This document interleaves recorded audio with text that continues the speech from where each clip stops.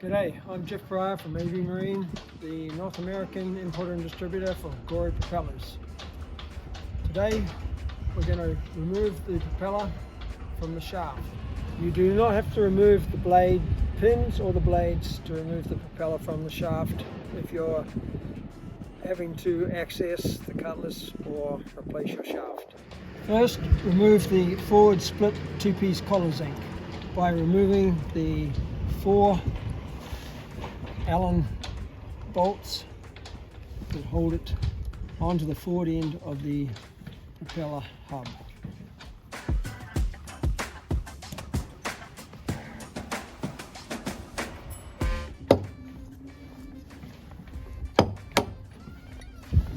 Okay, zinc is removed. Now to remove the 3 cap head bolts holding the jacket in place.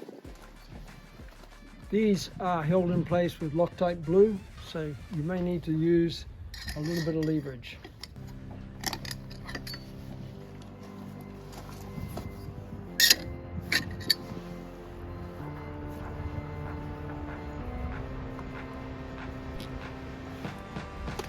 Using the C-spanner, you will now unscrew the jacket. Place the C-spanner into the hole in the jacket, and now either place the engine in gear to lock the shaft, or you can open the blades up and put a block between the blades and the hull. To unscrew the jacket, place the C-spanner out to starboard and hit it down. Okay, with the jacket unscrewed, you can now remove the propeller blade assembly.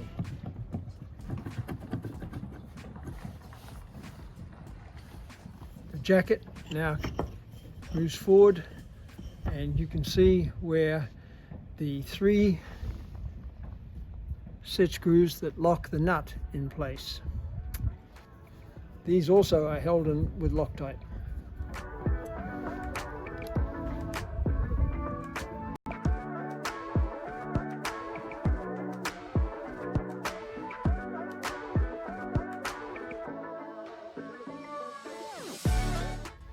On this 15 to 16.5 inch GORI, the nut takes a 22mm socket.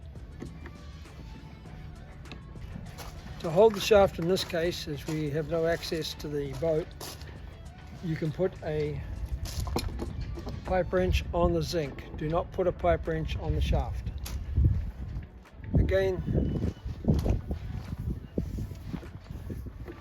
okay, using the GORI supplied jacking type puller with a center bolt, screw into the back side of the hub cone.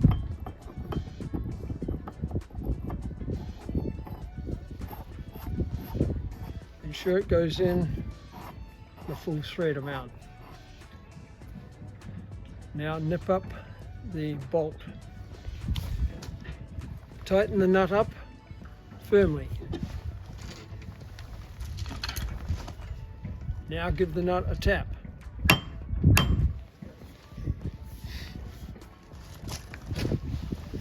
Just go easy. Okay, it is broken free. If it seemed to have too much resistance, you can use heat by applying to the actual hub cone. That'll expand it a little bit and break it free if it's been on there for too long a time. Using a block of wood, you can tap the hub cone off the key.